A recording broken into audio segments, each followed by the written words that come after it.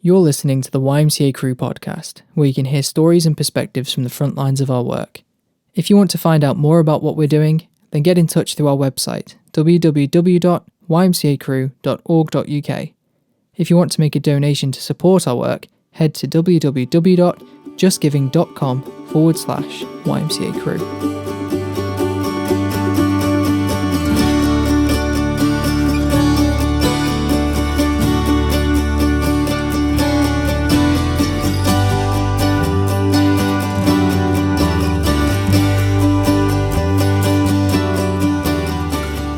Well, welcome everybody to the first instalment of the YMCA Crewe podcast. My name's Josh Walker. I am the GLO Coordinator at YMCA Crewe.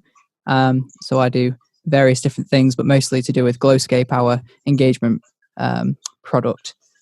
I'm joined today by Richard Holmes, who is the Development Manager. Hi, Richard. Hello there, Josh. So, Richard, before we get into everything, should we just maybe have a bit of a chat about what you do, what your role is at YMCA Crewe and those kinds of things? Well, arguably, at the moment, I'm shielded, so I'm not doing anything. But that's not true either. I've actually been, and everybody groans and says this, don't they? I've been terribly busy, but I actually have. Certainly at the very beginning of being shielded and being at home. But my job is the development manager, as you said. I've been there 25 years at YMCA Crewe.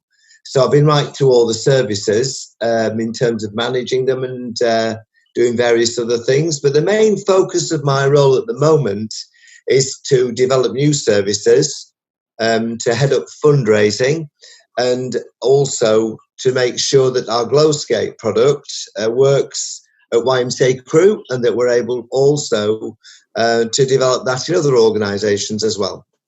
That's great. So in terms of the podcast, we're midway through lockdown at the moment because of the COVID-19 pandemic. And we've been thinking about this for a while, really. We wanted to do something that helped us to engage with people in a different way, help to get our message over in a different way, maybe share some stories and some perspectives from what we do.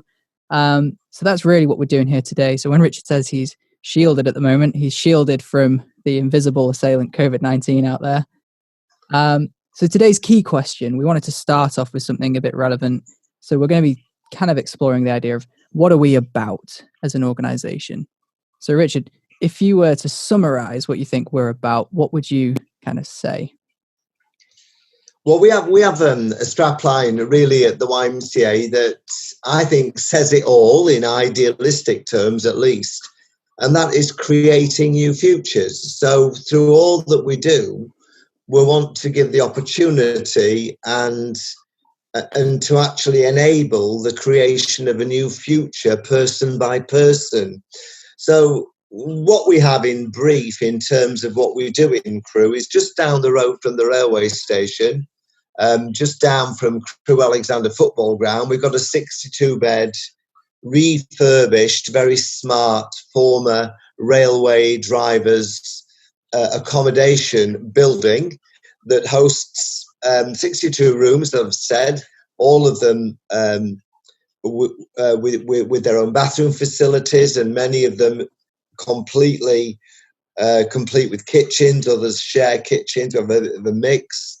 But also we have on-site a classroom area, a gym area, an indoor allotment, not an indoor, I mean an on-site allotment. Indoor would be interesting. It would, wouldn't it? And a music cafe, lots of other things so that we can start to create those new futures. So through that particular project, we tackle the issue of homelessness, and we seek to end it by working to ensure that people have a pathway to a new future. Now, in addition to that, we've got some other services out in the community in different places, which we call in communities. Now, they're smaller services, so our main service is our accommodation service, but our in-community service comprise of 6 children's clubs, all of them in harder-to-reach areas of Crewe, and similarly, in those areas, 4 parenting groups. So we're kind of hitting a lot of different groups there, aren't we? So in terms of this, the motivation behind what we do at Gresty Road in our main building. I've heard you say in the past that it's about providing people with something that's more than a roof over their heads, that there's more to helping people with their experience of homelessness than just giving them somewhere to stay. Maybe you could talk a little bit about that. Yeah, thank you. Yeah, we use careful language when we talk about homelessness, because actually it's an experience, and it's an experience that any one of us could have. I think there was a study done some years ago that said, all of us, if certain things come together, are just a few months away from potentially being homeless ourselves. So we're quite careful, not in just a politically correct sense, but not to make homelessness look and sound like it's somebody sleeping in a derelict building or under a flyover or in a park, although we understand and address that. But that homelessness also is sometimes hidden away. Yeah. People are living in inadequate circumstances, famously called sofa surfing, settled accommodation. And one of the worrying things, of course, is that when we count homelessness in our country at the moment, we've decided only to count it in terms of street homelessness. Now, it's entirely legitimate to do so at one level, because that's a very risky practice when it goes on a long time. So it's a perfectly right thing to do. But what we're not doing, and haven't done for a number of years, is look at those elements of hidden homelessness. And that's particularly true for many, many groups, but also particularly in our case for young people who traditionally have been and made up a cohort of hidden homelessness that I believe is still there. Yeah. So when we look at homelessness, we're only looking at a symptom. We're not generally looking at a cause. So when we try and address homelessness, and we address it with a roof over people's head, of course, that's an essential start. But it's only one ingredient, and it's the underlying issues that we need to be looking at and working with people over. Yeah. And I think that's going to be a lot of people's perception, isn't it, of homelessness. They will think that means people out on the streets with nowhere else to be. But actually what you're saying is that there's more to the experience. There's different things influencing it. So from a practical point of view, then, how does that way of viewing homelessness work its way into what we do practically? Yeah, well, first of all, just a little exercise that listeners might want to do is, when you think about homelessness, what would homefulness look like to you? What would it be like if you were homeless to have a home? Yeah. What comprises that experience? It's quite interesting because it's the exchanges we have with people. So we could solve homelessness by putting people in flats, which we do, but they might be lonely. So we haven't addressed homefulness, if you like, or what people really need. But in terms of what Crewe does, it of course responds by saying, yes, of course you need a roof over your head. You need one quickly. You need one that's nice, because you'll feel better when you come into somewhere nice, well maintained and clean. And you need one where you know that you have time to get on your feet.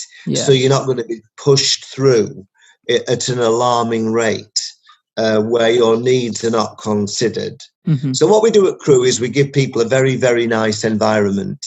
It's a smart place to stay, plenty of natural light, nice rooms, well maintained, kept very clean indeed. We have the feeling that, is this somewhere where I would want to stay? Right. That's a very important question to ask for us. So in terms of the roof over your head, that's what we do in terms of that. Right. And then beyond that, in terms of addressing those underlying things that you were talking about, perhaps there are influences in people's backgrounds or in their personal lives. What are the kind of things that you're doing to help kind of create the pathways that lead people into a life which is home full That's a great way of thinking about it. Yeah, I think, how do we create new futures? Yeah. Well, you certainly need that roof, don't you? So we need that, but we also need at the end of that, not just somewhere to live, but the skills needed to integrate into society, to feel that you were living a thriving and more fulfilled life. We would call it a pathway, if you like. Yeah. So at Crewe, what we do is that we make an offer to people when they come through the door. And the offer, beyond the room, which they get, is an offer based on a whole lot of different sessions and engagements and programs where people can start to look at their lives, gain some skills, get encouraged, and grow personally, particularly when it comes to things like health and well-being. Yeah. How do I feel good in body and mind? Secondly, employability and training. What we find from the wonderful people that we accommodate is that they have amazing potential once we start talking to them. Yeah. And we discover things that set us on fire and have made us develop various things to trigger that in them. So we focus a lot on that. And then, of course, we want to get them ready for the time when they are going to be living independently and need to do things like not just cook and budget, which they need to do, we do with them, but manage their own front door, keep the undesirables away, if you like, be part of a community. So we do, though, we have a package of things that we do that cover those three areas. Yeah, that's great. And in terms of creating a new future, that's about giving people more than just a place to stay. It's helping them to figure out how they can live in a way that's going to help them live a really sort of fulfilled life with skills that maybe they've not had before, and really investing in them in ways that maybe they've not been invested in previously. So that, I think, gives a good sense of what we do in our kind of main Gresty Road project. You were talking earlier about in communities work. So how does that all fit in with the rest of those things?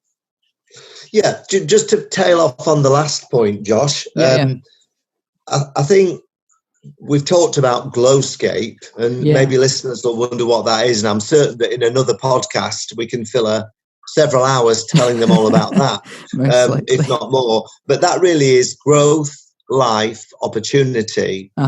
So it's really saying to people, when you come to us, you are not a problem that we are solving. You are not a need that we are meeting. You are someone that we're going to invest in. You have assets, strengths, assets, capabilities, potential, and we are going to do the kind of programs that tease them out so that you notice them, that you are able to grow them, and that we can endorse them by working with you in the package that we offer. But anyway, that's the tail end of that one. Yeah, out in the community, several years ago, we were probably 8 years ago now, maybe a little more, we were approached by the local police with their concerns about antisocial behaviour amongst children, particularly those who were making the transition in the holidays, if you like, between leaving primary and going into secondary school. And they noticed that once they got into secondary school, and I think many a teacher would tell you far more eloquently than me, that the kind of the warmer, more relaxed sort of environment of primary to the more structured timetable of some secondary education throws some children, and they struggle with that one. And they were noticing that there was all sorts of antisocial behaviour in between and during that transition. Was there anything that we could do? Because nobody was doing anything with these 9, 10, 11, 12-year-olds. There was no clubs going on in the community, no charities working out there on the estate. So we got a little bit of money. It was the tiniest amount of money together, and we thought things through, and we piloted what we call a base club, which was for children aged 9 to 12, and it covered that area. And what we did was we gave them a club once a week during term time, about an hour and a half long. And within that, we did quizzes and activities. And that developed an awful lot into becoming a sort of interactive circle time where we would introduce a particular subject. So if it was something like, World Mental Health Day, we talk about that, Anti-Bullying Day, competitions, things like that, and also a healthy snack. So we taught them to cook and to prepare healthier foods. Yeah. So what happened within that 8 years, from one club that's now grown to 6 across Crewe, and we split it into ages.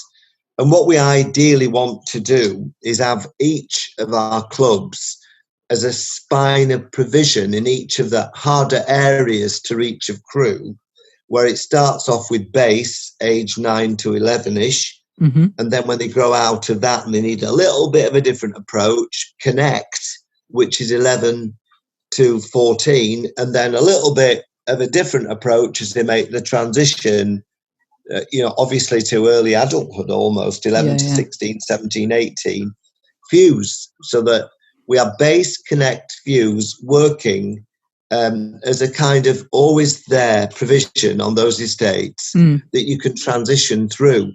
Because most things that work with young people and children in more recent years have been to do with specialist provision in certain areas. Yeah. If they've had a particular need or it's a counselling, it's all legitimate, all great, and we connect with all of them. But very few organisations with children as they make the transitions from primary to secondary to young adult. And that was a kind of vision for that, and it's actually been very, very popular. And from that, we had a spin-off of 4 parenting groups, which are very effective, once again, working both as a kind of informal way, a drop-in way, but also now doing formal parenting classes as well. Yeah. So they've been very, very effective, and little WhatsApp networks and real stories of people being absolutely encouraged and encouraging each other. Very, very heartwarming and necessary services. And that helps to connect people to other people who are in similar situations, and That's right. forms a support network. And yeah. So those are all really great things, and it helps also with that creating new futures kind of message, doesn't it? To the further back you go, the more you're equipping people long term in all these various different ways. So that's great. That, I feel, gives people a bit of an overview and a taster for what we do as an organization. Obviously, as we do more of these podcasts, we can dive into each of those things a little bit more. If people want to hear specific things, they can email us, get in touch through our website, ymca.org.uk. So just before we sign off, Richard, are there any sort of closing thoughts that you have? Maybe a word of encouragement during the lockdown or something that you want to kind of give to people? Yeah, I think the important thing for me as we look into the future is that we as an organisation stay focused on that if you were to say, what is our product? If you were making ballpoint pens, it would be a pen, whatever. Yeah. And our product, and it's all a bit corny and cheesy and syrupy, but our product really is changed lives. And the great danger of any charity is that it gets locked in its own survival. Yeah. That's so easy to do, and we've all got to survive. But I think that we need to stay with the whole idea of creating those new futures. I think a different landscape will appear post-COVID for a time for us to work in. I think we're going to need focus and flexibilities working quite sharply together. And it's a challenge for any business, certainly a challenge for any charity. But I think we need to stay faithful to that. Yeah. And only measure our success on changed lives, and be quite strict about that we won't believe that we've done what we need to do without that. So that's a good message to end on, I think. focusing on changed lives, focusing on making sure that we're doing things to better people's futures. So I hope that you're enjoying, or you've enjoyed this first podcast, and you'll tune back in for more.